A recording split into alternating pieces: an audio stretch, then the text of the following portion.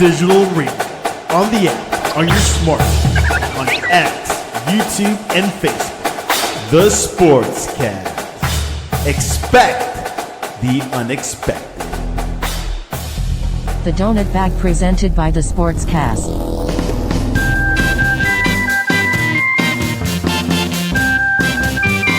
The Donut Bag, hosted by Joey Bag of Donuts. And here's your host, Joey Bag of Donuts.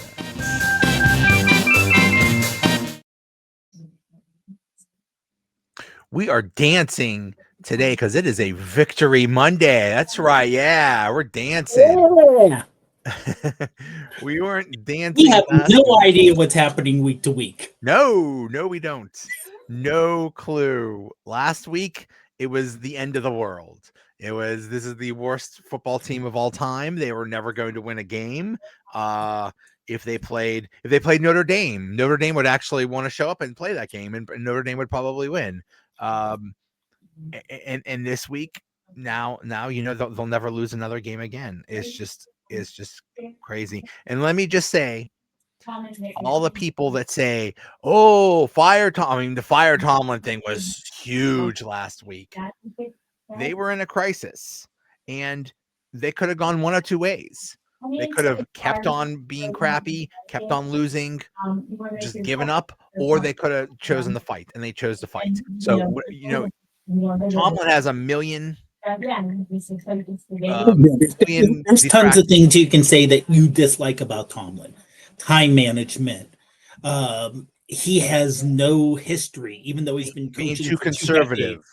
But I mean, he has no history of like assistants becoming great coaches Right underneath. He has none of that. Is it the fact he doesn't want to have these great assistants? That who knows? But he has that team. He has that locker room. Yes. That is the one thing he has. That is his. He's strength. never ever lost it. No. Even when times got bad in previous years, they always played hard for him, and that is commendable, and that's where. Because honestly, as much as we had troubles with Tomlin last week, if you go and I just watched TikTok for a lot of times with the reactions, check out Ravens fans' reactions. Now, they're only a game behind. Okay. Now, admittedly, they have a tough schedule coming up, but they're only a game behind, and they're playing the Steelers again on the last week of the year. This is not we're 5 games behind with 6 games left. They're close. It's, oh my God, this is another Harbaugh loss. What's wrong with him? We got to get rid of him. We got to get rid of the front office. Lamar Jackson's no good. No one's any good. Derrick Henry had 1 or 2, but other than that, he's a bum this year. Get rid, blow it all up. It's and they're as it is funny. Like I said, because all the fire Tomlin people in Baltimore, there are fire Harbaugh people. Mm-hmm. They want him gone for almost the exact same reasons. And there's legitimate gripes there too. You have one of the best now. Tomlin hasn't had a good quarterback in 5 years.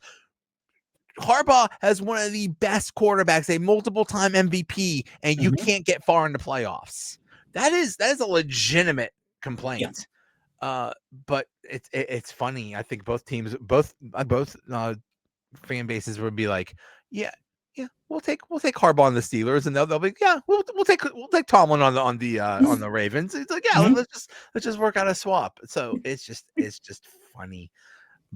But I mean, now they do have, I think they do have a legitimate gripe, because basically the game was decided on 2 or 3 plays, and those were all controversial decisions. Yeah. Of course, no, I can't get to the banner. Oh well. I'm not sure which one was the first one, but I think the first one was when the Steelers were going for a field goal. They kick it, the roughing, and then they say personal foul, unnecessary roughness, first down Steelers, and they ended up scoring a touchdown. And I still have no idea what the what the deal was there. And that sounds like I think the refs did get that one wrong. Mm-hmm.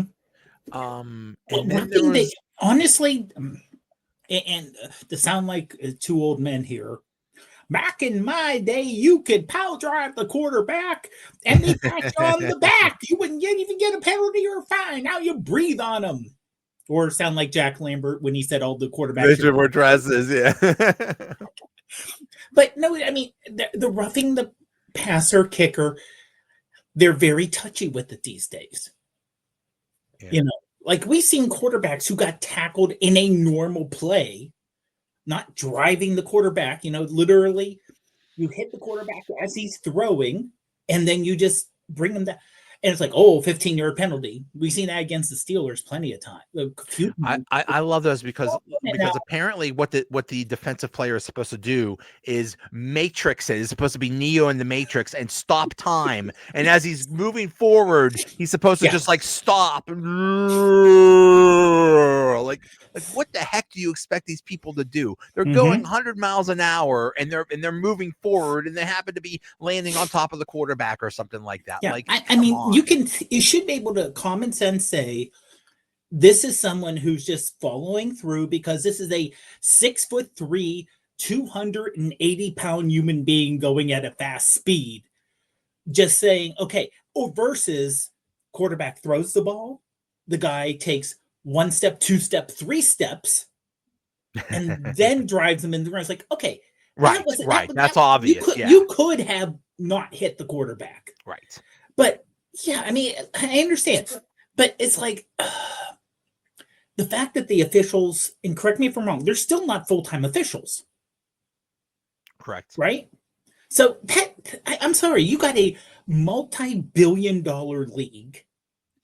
Each franchise is hundreds of billions of dollars, not millions, billions. Okay? You got these TV contracts. How about you get full-time officials? Right.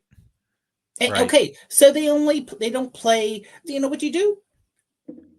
You send them, you have them so they're maybe part of the rules process when rules are decided with the coaches, or when the coaches have the rules committee, have them involve them, bring training, do that, get them so it's a full year-round gig. And here's a crazy idea: if it's an athletic thing, and it is, you have to be athletic to be a ref. Maybe not have a 70-year-old banker be a referee. Just a thought. Just a thought. There's so many different ways they could do things. Honestly, you don't even need. Let's do AI. Let's just use drones everywhere. Let's just have drones all over the place and have. I mean, there's so many different things they could do, and it's just so frustrating that like you said, it's multi-billions of dollars that are being thrown around here, and they can't get it right.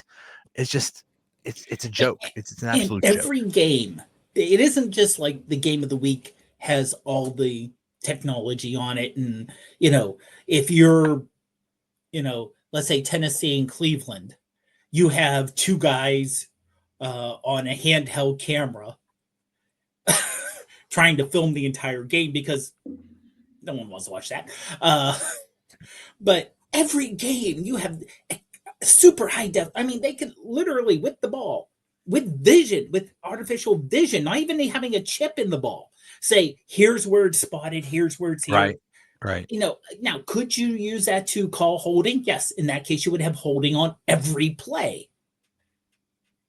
Because, literally, if you see, have you ever seen a play where at least one defensive lineman did not get held from the outside or on the touchdown that the Steelers gave up, TJ Watt basically was in a headlock behind getting pulled down. And he's basically held every play. So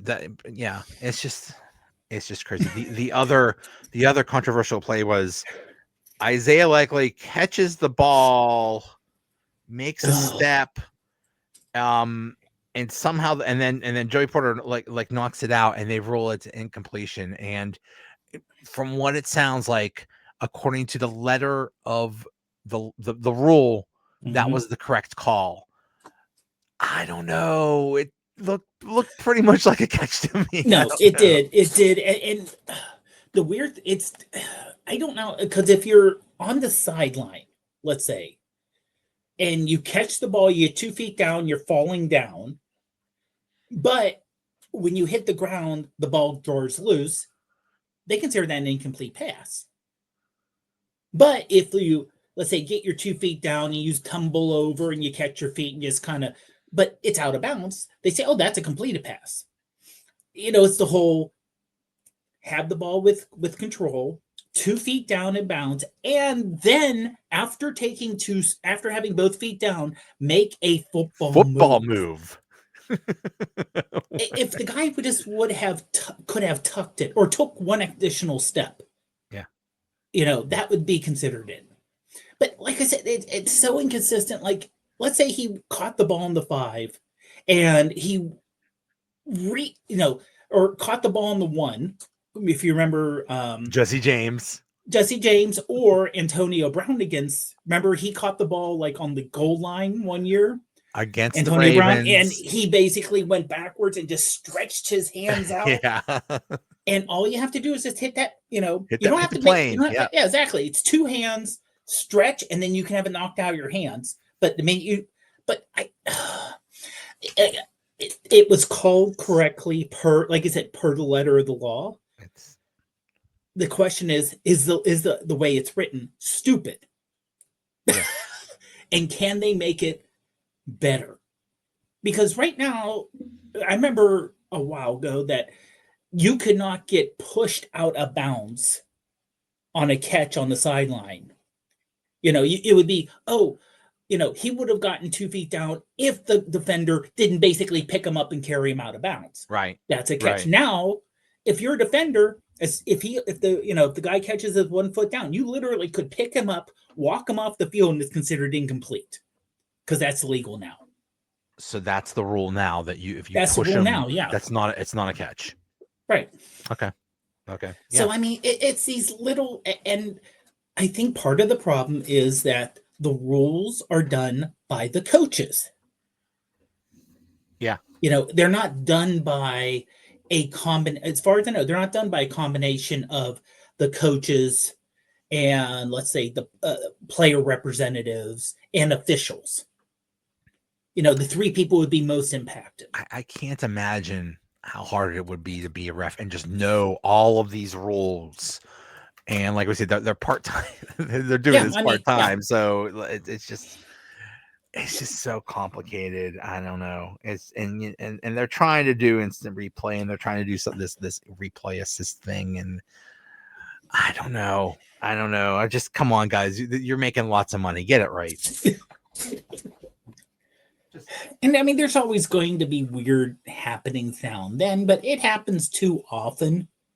Yeah. To be like I said, this isn't the early 70s where, if you want to have your mind blown, and kids, if you want to have your mind blown, look at the NFL draft from 1970 when they drafted Bradshaw.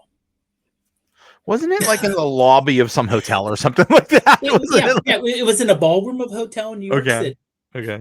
People with old-fashioned phones, smoking their cigarettes right there, and just writing it on the chalkboard. Yeah, that's it. And I mean, at that point, there was no NFL films per se that as big as it is now. Most players had second jobs because they needed to survive. It would be a really crappy telecast in 1970 because all you would see is smoke, and probably everybody was smoking. So it's like where is the commissioner? I don't even see him. There's just a cloud of smoke. Everybody, so it's. But I mean, like we said, there's every game. There's some kind of weird call that, and you could even say, okay, 2 weird calls really hurt the Ravens. However, they had 2 drives late in the day. One that went deep into Pittsburgh territory. 3 really, because they had one they got the field goal on. They had the second one where they got right there, and the ball went right off the receiver's hands with, no one around him. If he would have caught it, it would have been a first down at least.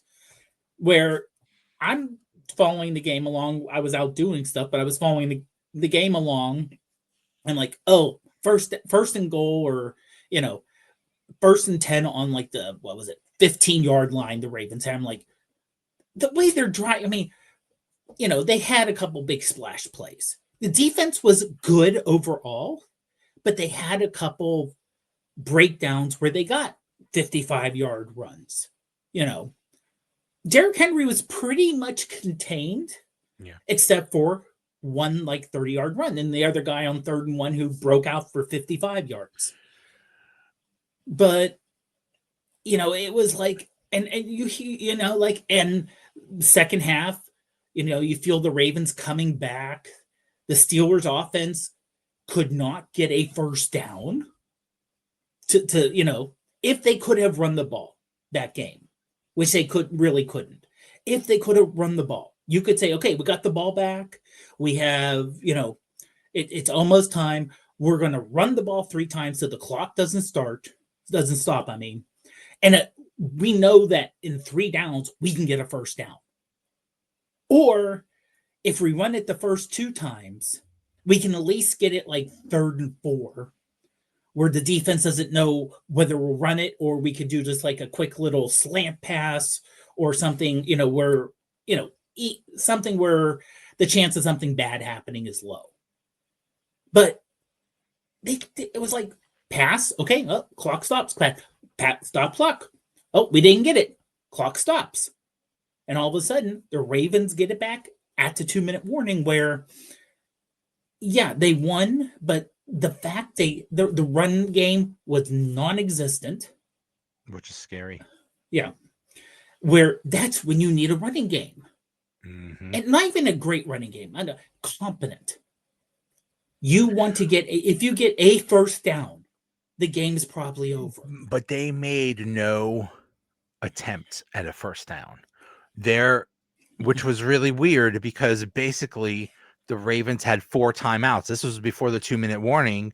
So It's what you took off, I don't know, 20 seconds. You didn't even take off a lot of time. Yeah. And you didn't even try. It was now, I mean, the Ravens were stacked against the run. They knew, they were just preparing for the run. And the Steelers were like, we're not really trying for a first down. No. Why? If you get a first down there, the game is over. And I know you're deep in your own territory, and I know that's risky, but come on, because Tomlin's philosophy is, I'm going to let the defense win it. Okay. Most of the time that works. Most of the time this year it has worked, but sometimes it doesn't. Yeah. So it's just risky. And what happened? Yeah. And I mean, that's kind of how they lost the first Cincinnati game. Mm-hmm. They had the lead. The defense just needed to make a stop, and it didn't. Yeah. No. But that's how they won against New England. That's how they won against the Jets. That's how they won this game, and then that's how they won another game. It's we're going to rely on the defense to make that final stop. And I wonder if the Steelers played New England again. Oh God. If the Steelers and New England played 10 times, New England would win 9. We just happened to win that one time. It was all the turnovers. Mm-hmm. It was the 5 turnovers that game. Without those 5 turnovers, the defense was not stopping. They just had really good takeaway. Right. And again, good takeaways this game. Not a lot, but enough that it stopped them. Well, Lamar Jackson is clearly hurt. He didn't look terrible, but clearly he did run a little bit, but clearly he is not 100%. No. And if he was, this would have been a much different result. So, I mean, I know somebody that is a big time Ravens fan, and for some reason I offered him a hug and he said no thanks. But I mean, he wasn't mad about it. We just said it's not the Ravens' year. It's just, injuries get to you, and it happened. But not just it wasn't just Lamar Jackson being bad. And credit to the Steelers' run defense for, like you said, not for the most part, not containing the run. But the Ravens defense, I don't know what the hell they were doing. Sometimes they looked as confused as usually the Steelers do. Yeah. I mean that Jalen Warren touchdown, basically like nobody touched him. And No, that that looked was like the something easiest out of touchdown a of the video year. game. Yeah. It looked like something out of a video game. It's like throw it out there and just run. We're going to throw it out there and just run forward. And no one even got close to touching him until he was in the end zone. I mean, I really don't know what to. Yeah, because I'm looking. I brought up the stats here. The Steelers only had 34 yards rushing. That's it. That's insane. Yeah, and if you Gainwell had a 6-yard, Warren had a 5-yard, Johnson had a 5-yard, so there's 16 of 34 yards on 3 runs. Yeah. So, but I see what you have up there. Yeah, you know what? When Aaron said, "Hey, we had a great practice," and I had all the guys over my house, and didn't say what he did over the house. Well, maybe he can't tell us what he can do over the house, but it was his birthday too. Yeah. What do you get Aaron Rodgers for his birthday? I'm trying to remember what they brought him. Oh, I think they just said a cake, but I mean, they brought him a cake or something. Like if he had a birthday party, like what? Oh, I know. The Jeopardy home game, because he was the host of Jeopardy, so he could play Jeopardy at home. Since he was host, he'd be perfect he could just be play Jeopardy in his living room. But yeah, I think that was a major shock, because honestly, for the past 3 or 4 games, either he was hurt or he just looked absolutely horrible and washed, as the kids say. And here he came out swinging. The first pass was a 52-yard bomb to DK Metcalf.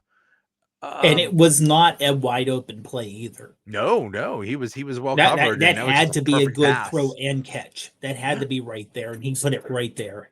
I mean, it could be that he still had lingering injuries last week, and honestly, it could be someone who is older, who when you get hurt, it hurts more and hurts longer. That the offensive line's been up and down, and he's like, I don't know if I can trust these guys. Yep. And maybe because no sacks.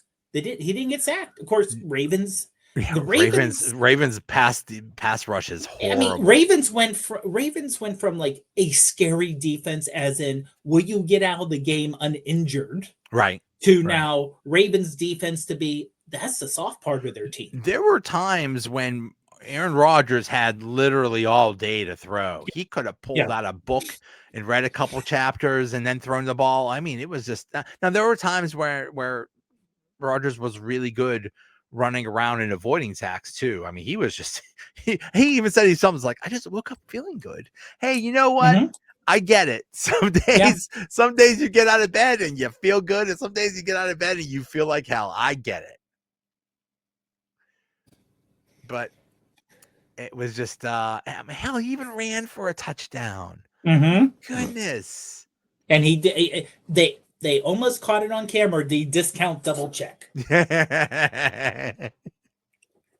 He did look like the discount double check Aaron Rodgers from like 10 years ago. He looked good. Oh, and by the way, Aaron, just to let you know, if you feel like running, up in Cranberry this Saturday, there's a wonderful Santa Run 5K. I'm sure they would be happy to have you there. Listen, you get a medal, you get a Santa hat, you get Santa pants. I think you get a beard. Yeah, there's lots of incentives to run that. It's 5K. And good tasty food afterwards. You know what? Maybe there's a 1 mile family fun run if he doesn't feel like running 3 miles. You know what? Maybe just run with the kids. Run a mile. Yeah. I mean, as good as like you said, it looked like. And we both understand, some days you wake up and you're like, I can't get out of bed because everything hurts. And I'm going to have to sit here for a minute while my legs recover from sleeping so I can get up and walk normal. And some days you're like, everything feels great. I didn't do anything different, but everything feels great right now. Now, one other thing that was different this week is the addition of not just one but two more wide receivers. Where they just picked up Adam Thielen, and also Marquez Valdez-Scantling was on those. And yes, they only got one target each. It's not like they had a big, impact. But what's his face was Roman Wilson was a healthy scratch. Yeah. And they're both big dudes. And Calvin Austin is fine. He's a nice little guy and he's fast and cool. But you can't have an entire receiving core of nice little guys. You need some big dude too to go along with DK Metcalf. I'm about to say, this is not the 1983 Washington the Fun Bunch or whatever they're called. Yeah. Where he had all the small players, Smurfs or whatever they were called. I forget what the Smurfs. They were the Smurfs, and you had Joe Theismann as quarterback before the leg thing happened. Yeah. So but you also had John Riggins as your running back. So I mean, yeah, you need size, and apparently, I would not feel good being a healthy scratch. I hate to say it, but it sure seems like this was a failure of a draft pick. For sure seems like he's a bust because they desperately needed a wide receiver too, and he just did not fill the shoes. Yeah, and I mean the opportunity was right there. We desperately needed someone, and it just didn't work. And something you mentioned before is like, even let's say, and they're still okay. Right now, I would say they're in the driver's seat, and the Miami is playing good. Miami is not the crappy team they were early in the year. They're playing good. But let's say they still win the division. Okay, they'll probably be the number 4 seed because right now the Jaguars are 2 games ahead of them for the 3rd seed. Okay, but let's say they go in the playoffs. They look pretty good. They're healthy, which is one of the things that's been killing them in the playoffs, injuries. Right. And I've heard people say, "Oh, you get this rent a player and you're hurting the development of this young player." And I'm thinking, as a knee-jerk reaction, but that would be if you were like early in the year. You scratched him in game 13. Even if for rookies, you're no longer really a rookie at game 13, week 14. Right. You've been in the system. You should be starting to get used to the speed and everything else. If you haven't shown anything right now for a high, this is not a 7th round draft pick you got as an extra wide receiver who started on special teams. And this is someone you were expecting to be number 2 before he got injured last year. And he just hasn't showed it. Yeah. And I mean, at what part is this why possibly Omar Khan did not go out more aggressively? I think they went aggressive last year. It just fell through a few times for a number 2 wide receiver. Like you said, we're similar to where we were last year, except that I feel better with DK Metcalf versus George Pickens. Yes. Even though Pickens has had a good year, he's starting to have cracks. We're starting to see Steelers George Pickens. Yep. As it stands right now, the Steelers would be the 4th seed, and there's really no chance of moving up because the Jaguars, as of right now, are 2 games ahead, and then up above that is the Broncos and the Patriots, who are 11-2. So forget about that. I mean, unless the Jags completely fall off the face of the earth. Right. Now, what's now right behind the Jaguars are the Texans, who are one game behind them right now. Yeah. So that could be interesting. But as it stands right now, if the playoffs started, the Steelers would be at home hosting the Bills. My God, please no, not again. Please, anybody but the wait, Bills. I'll say this though. Wait a minute. The first half of the Bills game was not bad. Yeah. Okay. It was, the strip stack touchdown and the interception, which blew it out. But also, the Bills almost lost to the Bengals. Right. If Burrow does not throw a pick six, and then the next throw he has thrown there an interception, there was a good chance somehow in the snow, Cincinnati, who's having a bad year, could have beat the Bills.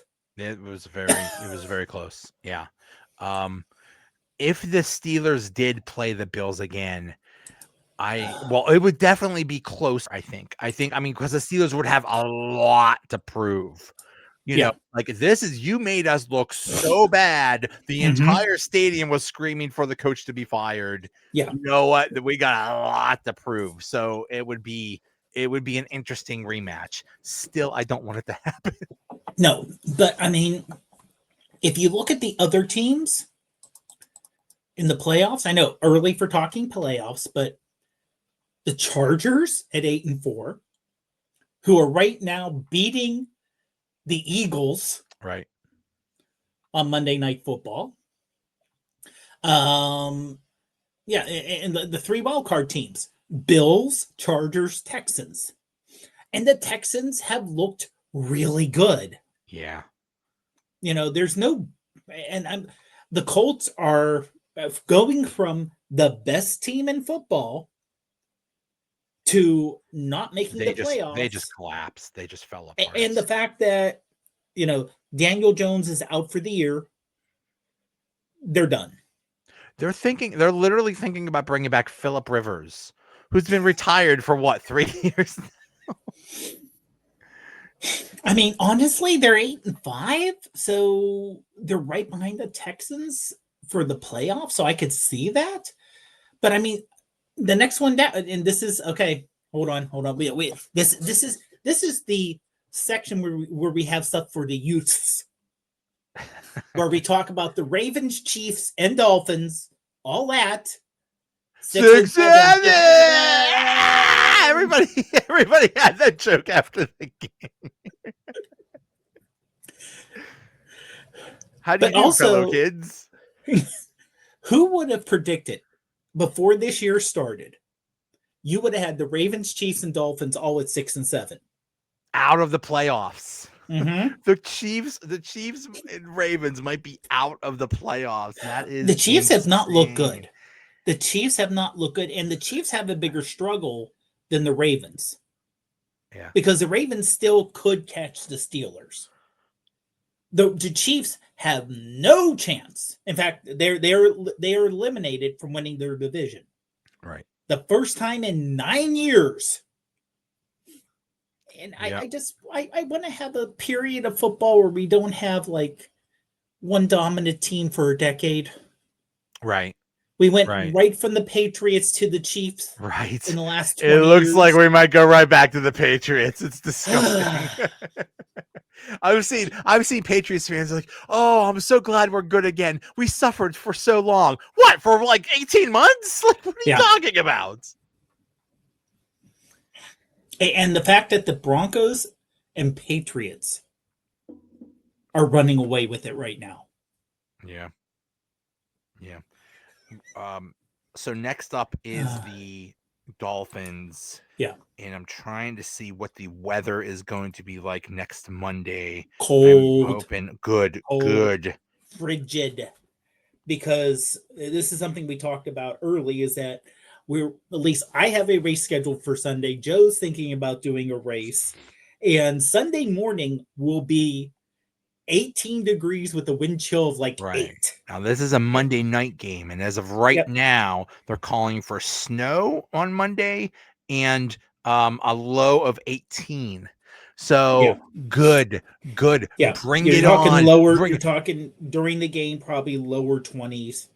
Doesn't look like much wind. I want those Miami folks to freeze like popsicles.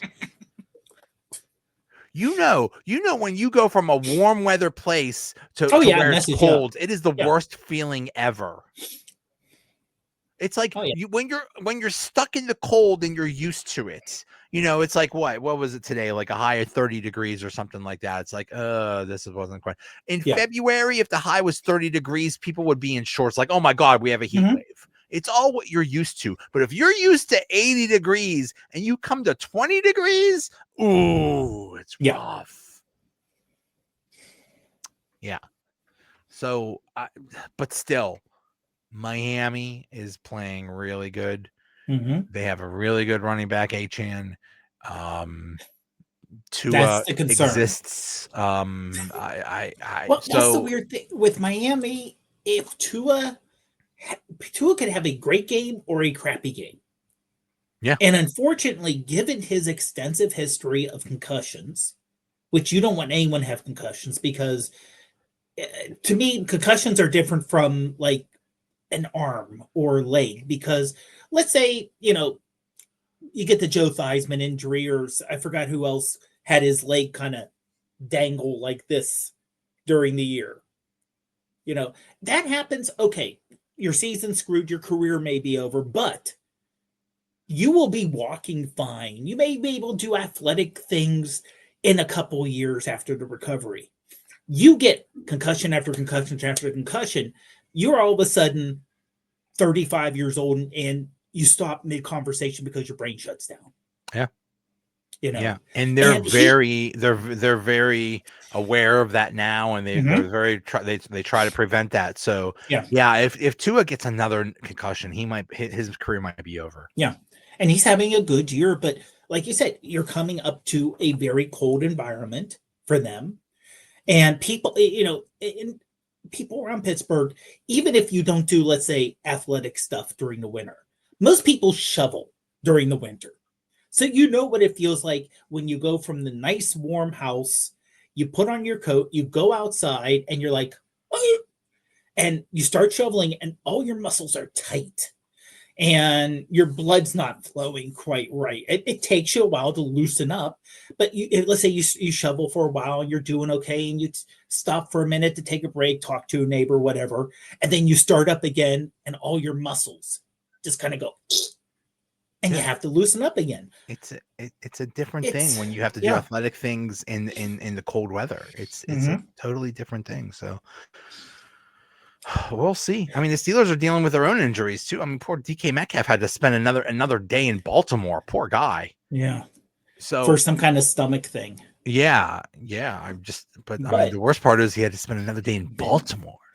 A major shout out to him though, for playing on the special teams on that one punt. He was the gunner on that one punt, and he had a huge impact because that I think he resulted in Philadelphia in Baltimore taking a penalty, and that drove him even farther back.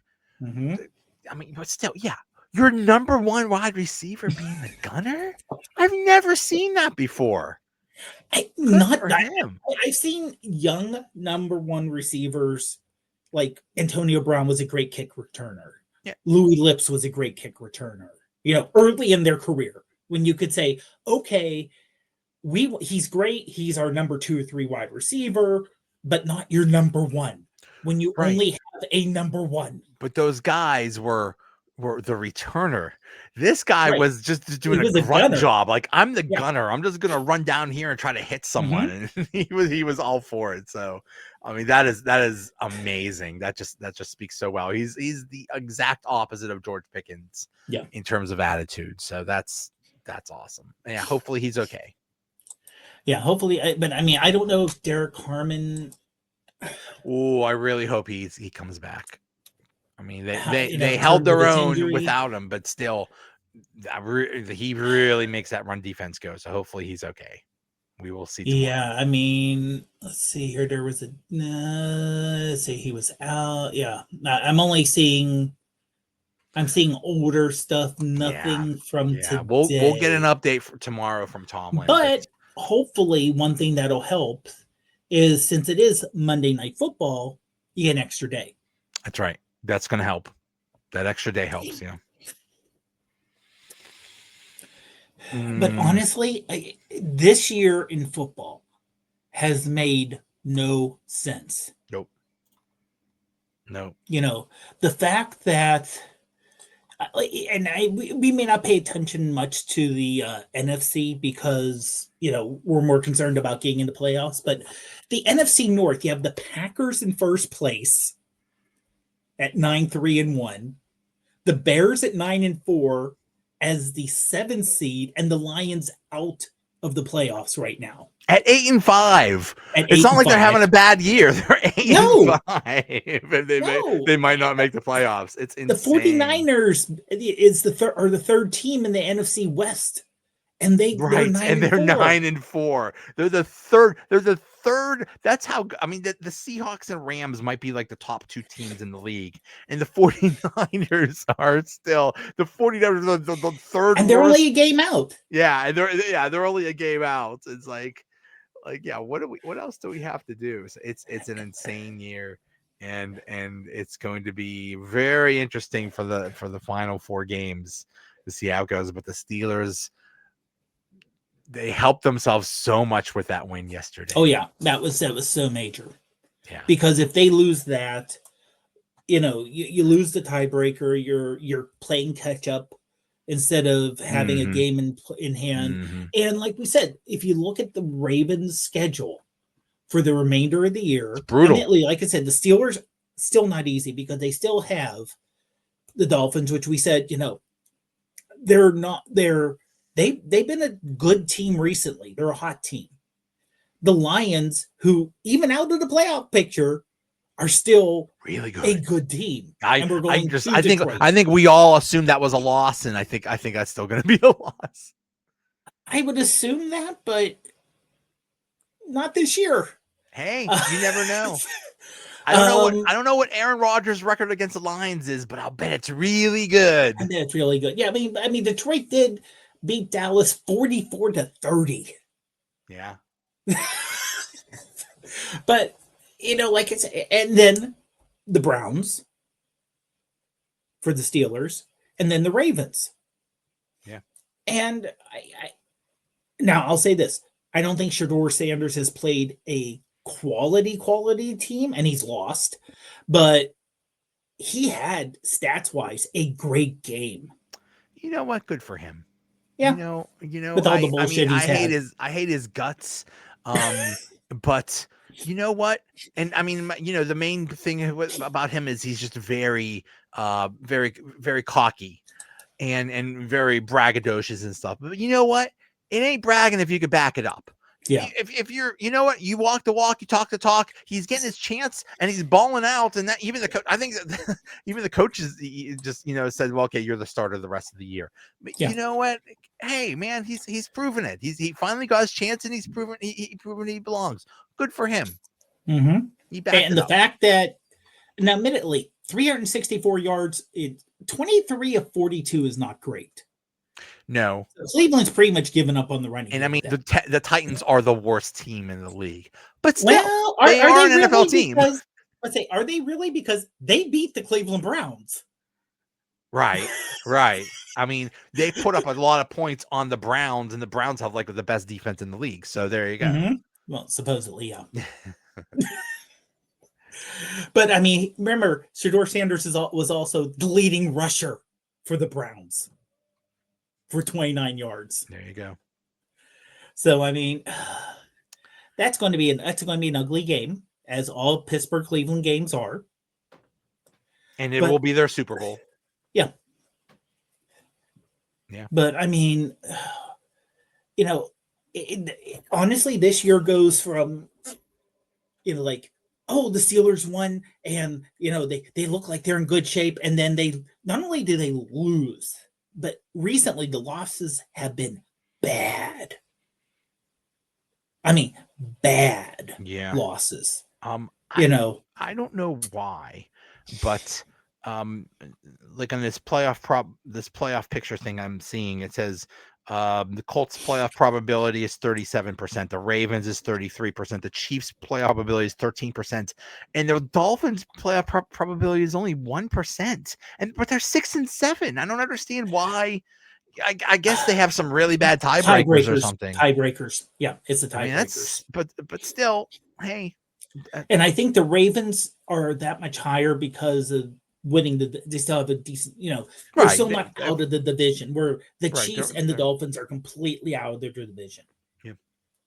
So they have to get in, and it depends on like the Chargers and the Texans and the Bills, the other teams who are right now in wild card, the tiebreakers on that and what chances. And the fact the Bengals are still at 1%. I mean, they could win the division at 8-9, and that would be hilarious. That would be hilarious if the division winner is 8-9, and in the NFC West, the division winner is probably going to be like 14-3 or something like that. And honestly, because I have friends who are Bills fans, so nothing against them. I wanted Cincinnati to win last week. Me too. They were a little mean when they beat us, which is unusual for Buffalo. Yeah. But Bills Mafia is like one of the best fan bases ever. They still would have been 8-5 and in the playoffs, probably. But that would have meant the Bengals would have been 5-8 and only a game behind the Ravens. Yeah, but I think the Bills did us a favor because I don't want the Bengals are too dangerous if they get anywhere close to the playoffs. So I'm kind of glad that they lost. Yeah, no, I'm agreeing with you there. But honestly, and I'm trying to think, is the game in Baltimore or in Cincinnati? I believe, because I think the Bengals beat them in Baltimore. On Thanksgiving. So the next game would be in Cincinnati. So I mean, if the Steelers, let's say the Steelers win, Ravens lose. I don't know if that pushes them completely out of the winning the division because of tiebreakers. I know tiebreakers are weird, but if the Ravens really have to worry about the Bengals.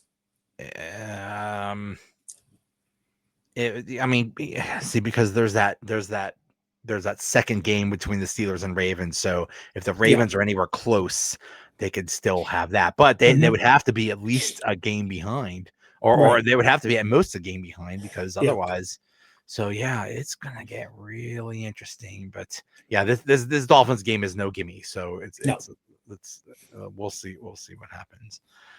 All right.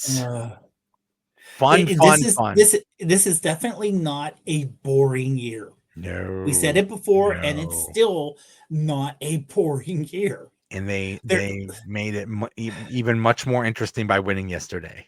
Mm-hmm. So like you said, right now, if the playoffs start now, I wouldn't feel good with the Bills. No, I necessarily wouldn't feel good against the Chargers. Of all the teams, Bills, Chargers, or Texans, I would rather play the Chargers out of all of them. But still, that's tough because Herbert is really good. Yeah. But he's also hurt. So we'll see. And then if it happens to be the Jaguars, that would be super interesting, because Trevor Lawrence is he sometimes he looks good and sometimes he looks bad. So that would be very interesting. But honestly, I think it's true, because the Texans could catch the Jaguars, right? And then the Jags go from the 3rd seed down to 7. Whatever, 7 or 6 or whoever. Right. But I'll say this: the Chargers right now, and this may go poorly, because we're recording this during Monday Night Football, magic of podcast. Halftime. Chargers are leading the Eagles 10-6. I know it's in LA, but that shocks me how not good Philadelphia has been lately. That's just I don't know what is. I don't. They're just they look, if they lose this game, they are definitely imploding. They're imploding, but with the Eagles, the second place team are the Cowboys, right? Who really have no shot. I mean, the Cowboys are like 2 games behind. So they're a game and a half behind because of the tie. Because right now they're 6-6-1. Yeah.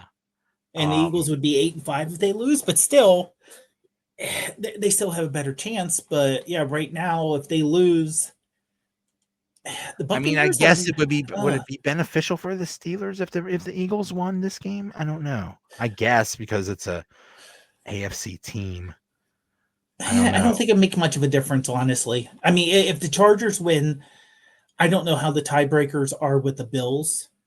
I mean, but it would at least get them tied with the Bills at 9-4 versus tied with the Texans at 8-5. Right. And like you said, unless the Jags and the Texans both collapse, the Steelers are stuck in the number 4 seed. But you got to win the division. That's really the best path to the playoffs for the Steelers. Yeah, and you host a game. You can't. Yeah, and you host a game. Which the Steelers have not done since 2020. Which really wasn't a game because that was the COVID year. Yeah. That was the game against the Browns. That was the year where that was a disaster. The first snap of the game by Pouncey went over his head, and then touchdown. And that was his final game. Yeah. That was the Ben and Pouncey on the sidelines. Right. Game. Yeah. So that was the year they went like 10-0 or 11-0 or something like that. And then they crashed at the end because this is the worst 10-0 team ever. Yeah. Well, they were getting a combination of lucky, and it was old man Ben having a little spurt at the beginning of the year, but his body just gave out at the end. Yeah, and I mean, that was just such a weird year with all the COVID and nobody. And that was just so weird. Nobody in the stands and stuff. So, all right, sir. Thank you to everybody for watching. I forgot to say, hey, welcome to the Donut Bag Podcast, part of the Sports Network. If you want to join in, it's too late because we're leaving. We're leaving, but in the future, if you want to join in, jump on YouTube or reply and Twitter stuff. But we'll see everybody right there at the bottom. It's always right there. Yeah, it's always on the bottom. Just look. All right, I'll see you.